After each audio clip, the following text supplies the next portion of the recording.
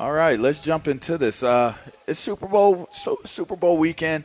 There's been a lot of things going on now. Plex, you're not here, but TJ, you have been on the ground and have been talking to a lot of people. What is the pulse of this game heading into it? I've gotten a lot of mixed reviews, and you let me know what you think too, Plex. But in terms of getting closer to the game, a lot of people are saying that it is 100% going to come down to what takes place in the trenches of this game. Who will win up front?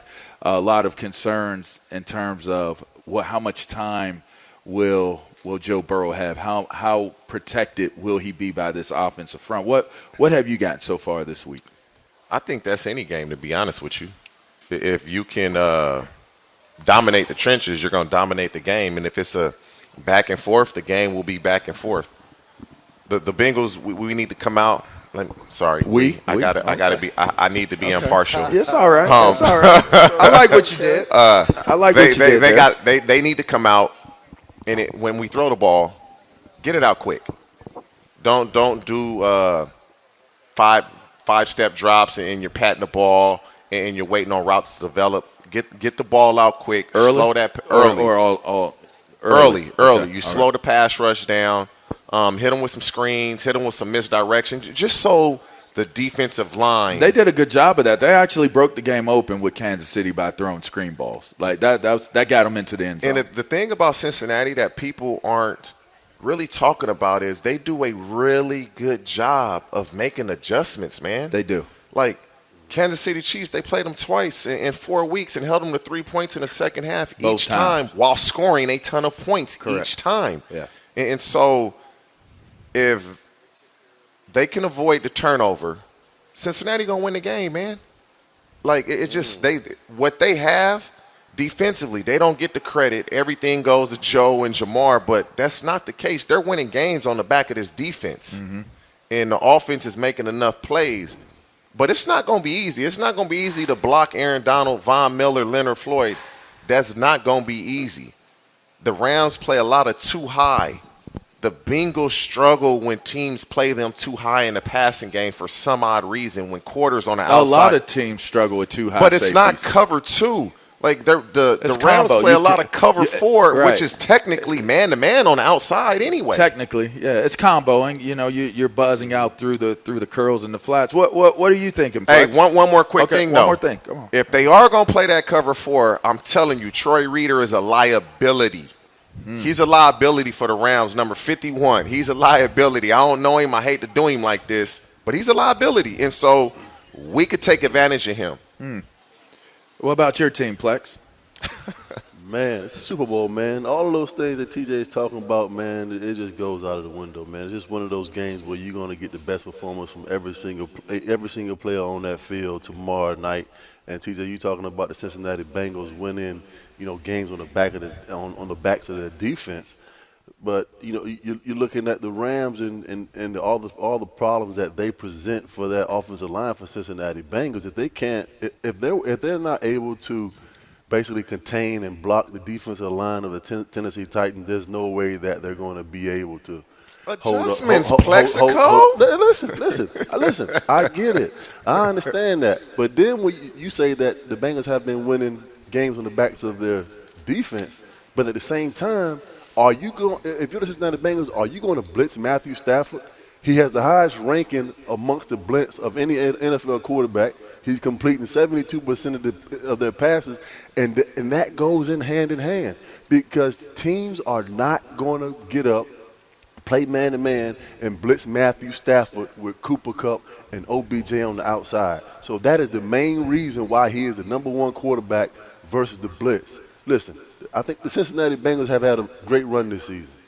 I really do, but from a complete football standpoint, the Rams have the most complete team.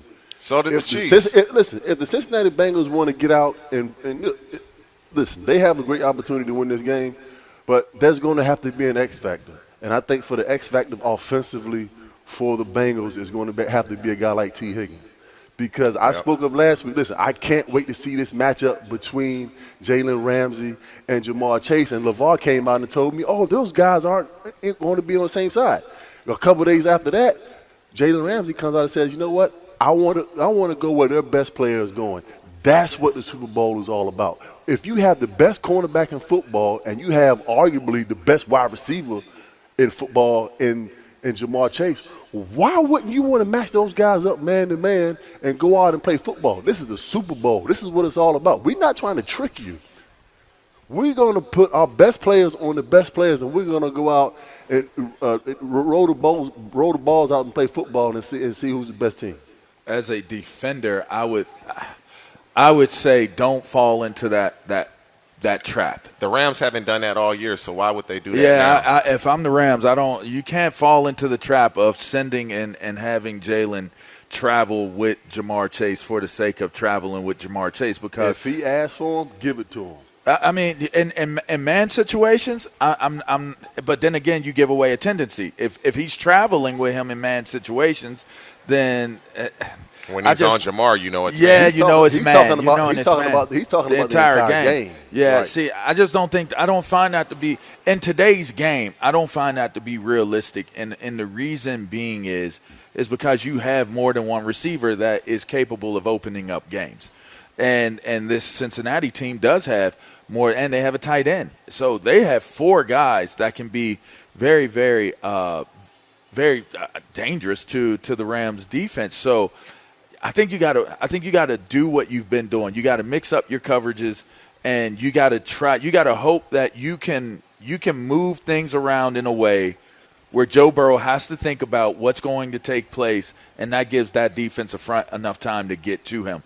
If they can establish the run with Mixon, if like you mentioned, TJ, if they can establish keeping them off balance and slowing them down with screens and quick hit passes, I don't even think it really matters who Jamar Chase, or who Jalen Ramsey is covering, because the bottom line is that they're going to really, really try to hit the flats.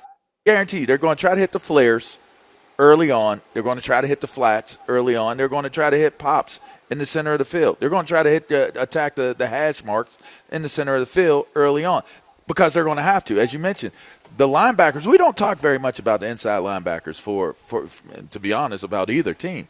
We don't really talk about it. Because the Rams inside linebackers are a bad word. Trash. Dang. It's the truth. Wow. I mean, I don't talk about them as a person. I'm just speaking on the game that I see. And the Bengals inside linebackers have played well. The Bengals inside linebackers. I think they've done all right, but I don't – again, you don't hear very much about them being discussed. It's their defensive ends. It's their defensive front. Both teams are bringing to the game a formidable defensive front. Now, if I'm looking at it now from – go ahead. The Cincinnati Bengals have a good defense. I mean, let's be honest here, TJ. This team is led by this offense. 100%. So 100%. So don't sit there and say that they've been winning games. Oh, in the playoffs they have. Their In the defense. playoffs, It was their defense that in the bailed them out playoffs the last couple they held games. Tennessee to 16 points. That's Okay. defense. I'll give you the last 2 games.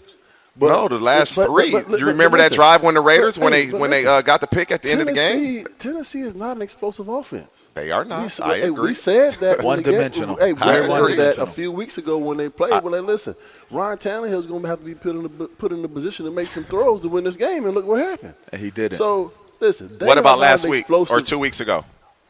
Listen, it was a contest between 2 great teams. There's no doubt about it. But the defense came out When's in the last? the second half. You know football, Plex? When's the last time you seen Andy Reid's team be held to 3 points in the second half? When's the last time you seen it? You've never seen it. You've never seen it. The last time they played the Bengals. You've never seen it, and it just so happened the 2 times they play Cincinnati, they're held to 3 points in the second half. That's never, ever, ever happened to Andy Reid. Go look it up. Never. Same team right. did it twice. You might be right. But the game to me, that is the point. The point is that the defense has stepped up and they have done what they needed to do for the Bengals to be able to win the big game. I mean, that was considerably the biggest game they're going to play. Outside of this being the Super Bowl, I get that.